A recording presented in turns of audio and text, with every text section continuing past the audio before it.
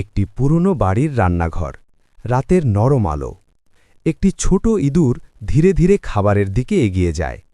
হঠাৎ ছায়ার ভেতর থেকে একটি বিড়াল নজর রাখছে। ইঁদুর বুঝতে পেরে দ্রুত দৌড় দেয়, টেবিলের নিচে, চেয়ার পেরিয়ে, আলমারির পাশে। বিড়াল পেছন পেছন ধাওয়া করে, কিন্তু ইঁদুর হঠাৎ একটি ফাঁকা বোতলের ভেতর ঢুকে যায়। বিড়াল সেটি ধরতে গিয়ে একটু গুলিয়ে পড়ে যায়। ইঁদুর বাইরে এসে নিরাপদে দাঁড়িয়ে থাকে। শেষে বিড়াল শান্ত হয়ে বসে থাকে আর ইঁদুর পাশে থেকে খাবার খায়। একটি পুরনো বাড়ির রান্নাঘর, রাতের নরম আলো। একটি ছোট ইঁদুর ধীরে ধীরে খাবারের দিকে এগিয়ে যায়।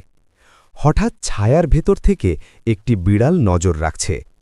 ইঁদুর বুঝতে পেরে দ্রুত দৌড় দেয়, টেবিলের নিচে, চেয়ার পেরিয়ে, আলমারির পাশে।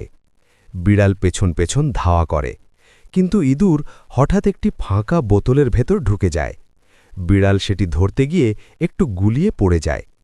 ইঁদুর বাইরে এসে নিরাপদে দাঁড়িয়ে থাকে। শেষে বিড়াল শান্ত হয়ে বসে থাকে আর ইঁদুর পাশে থেকে খাবার খায়।